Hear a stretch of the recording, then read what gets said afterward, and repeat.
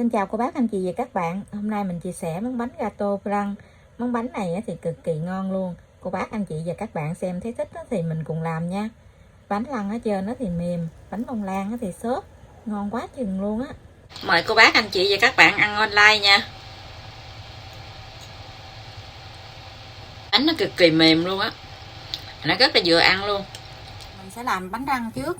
Ở đây mình có 30g đường để mình thắng làm caramel. Mình cho một tí xíu nước vô.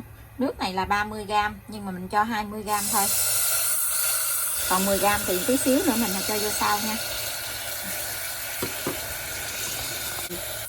Mình đừng có lấy cái muỗng hay là đũa gì mình quậy trong đường này nha. Mình cứ nghiêng cái nồi như vậy nè, để cho đường nó tan đều ra.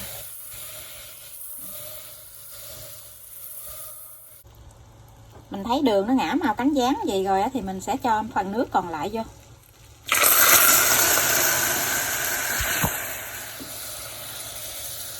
Nghiêng qua nghiêng lại gì để cho cái phần nước này nó đều lại với đường.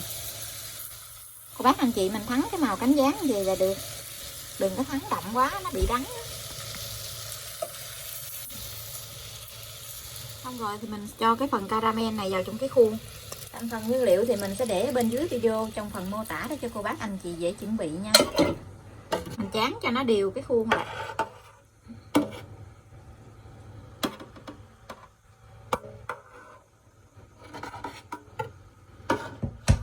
Tiếp theo thì mình sẽ đi đánh 2 cái trứng. Mình đánh cho cái trứng này nó tan ra. Mình chỉ đánh nhẹ nhẹ cho nó tan ra thôi chứ mình đừng có đánh cho nó bong lên nha. Đánh bong lên nó có bọt đó là cái bánh của mình nó không có được mịn. Mình trộn cho nó tan ra vậy thôi nè. Cái nồi thắng caramel của mình lúc nãy thì mình sẽ cho 260ml sữa tươi không đường vô, cùng với 40g đường. Nồi thắng nước đường lúc nãy mình nấu sữa luôn cho nên nó thơm lắm. Mình nấu cho nó vừa ấm lên là được, nó vừa bốc khói trên cái mặt sữa lên vậy. Vì mình tắt bếp nha. Mình lấy sữa này mình đổ vào bên cái thau trứng, mình đổ từ từ, vừa đổ vừa khuấy nha.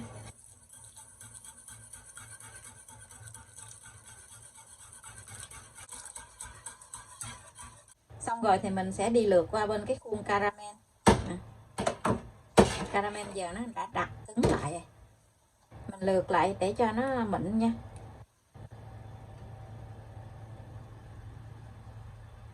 Các anh chị không có lượt lại thì nó vẫn còn cái lợn cợn cái lòng trắng.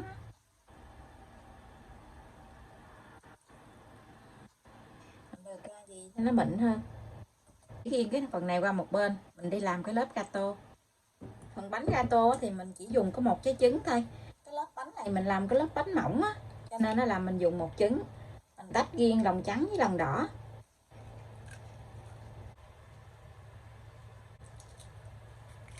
Mình khuấy cho tan cái phần lòng đỏ này ra.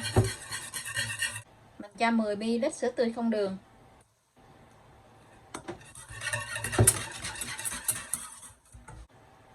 10ml dầu ăn. Bánh này thì mình làm cái vị cacao cho nên nó làm mình cho 1 muỗng cà phê cacao vô. Mình khuấy cho cái phần cacao với trứng này nó tan đều ra.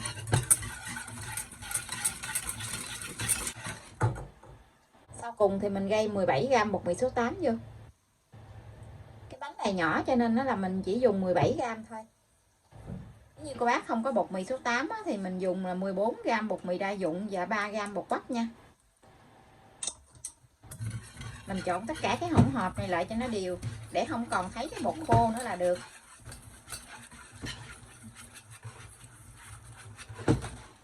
Đều lại gì mình để riêng qua một bên. Một cái lòng trắng trứng này thì mình cho một tí xíu nước giấm vô, giấm hoặc là chanh cũng được nha, chừng nửa muỗng cà phê vậy đó. Mình đánh cùng 17g đường. Đường này thì mình sẽ cho vô 2 lần để mình đánh nha.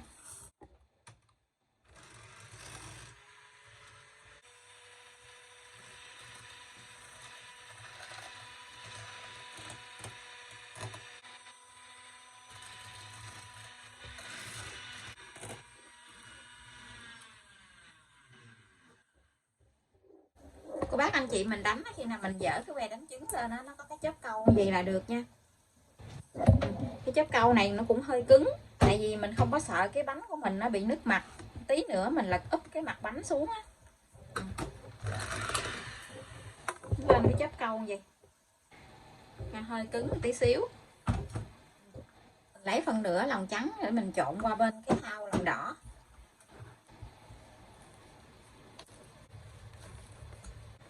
Giờ thì mình sẽ đổ ngược lại bên cái thau lòng trắng để mình trộn gì cho nó dễ đều hơn á.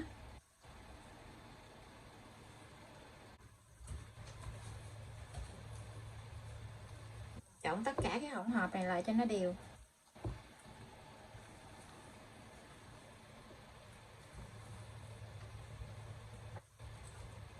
Trộn bột đều rồi thì mình sẽ cho vào trong cái khuôn bánh lăng. Cô bác anh chị mình cho nhẹ nhẹ xuống thôi nha. Nó không có chìm, nhưng mà nếu như mình cho mạnh quá nó sẽ bị chìm xuống á. Mình cho nhẹ nhẹ xuống vậy cho nó chảy nhẹ nhẹ xuống vậy nè, cho nó đều ra.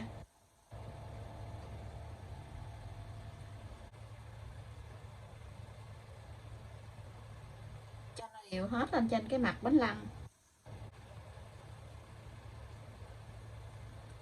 Cái này mình cho vô nó không có chìm xuống đâu. Xong rồi đó thì mình lấy cái muỗng mình dàn cho nó đều cái mặt bánh ra.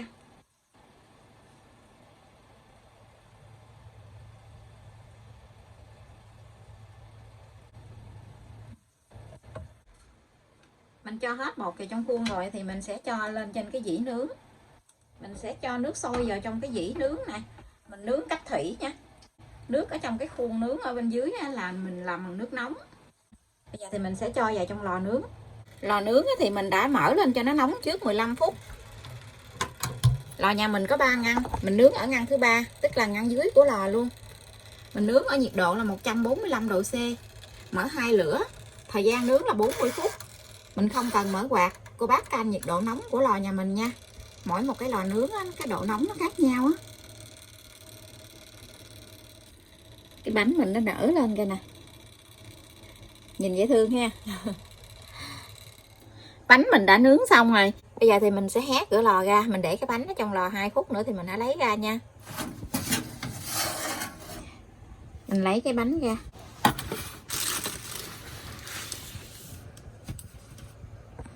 Mình lấy cái bánh ra, mình cho cái bánh nó nguội một tí rồi mình cho vào trong ngăn mát tủ lạnh nha. Mình để cho cái bánh nó thật là nguội luôn. Mình để vào trong ngăn mát tủ lạnh khoảng chừng 2 tiếng á, thì mình hãy lấy ra cắt. Bánh của mình đã nguội rồi. Bây giờ thì mình sẽ lấy cái bánh ra. Lấy cái dao mình gọt cái thành bánh gì để cho cái thành bánh nó rời ra. Cái mình nướng mình không có lót cái nến. Mình lấy cái dĩa mình lật úp xuống.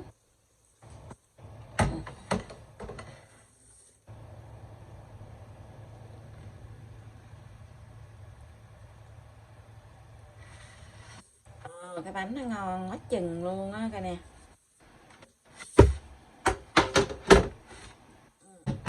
Cực kỳ ngon luôn. Đây, mình cắt ra nha.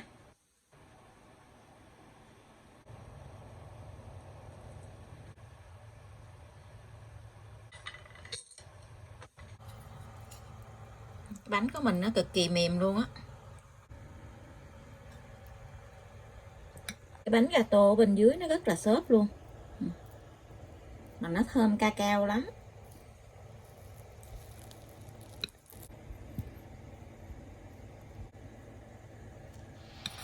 Mời cô bác anh chị và các bạn ăn online nha. Cái bánh nó cực kỳ mềm luôn á. Mình không có để qua ni nhưng mà nó không có tanh mùi trứng chút nào luôn á. Để vô trong ngăn mát tủ lạnh á, nó hơi lạnh lạnh ăn rất là ngon luôn á. Bánh bông lan nó mềm.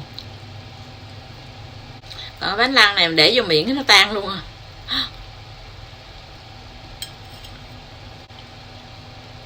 Cái lớp caramel á nó thơm lắm luôn.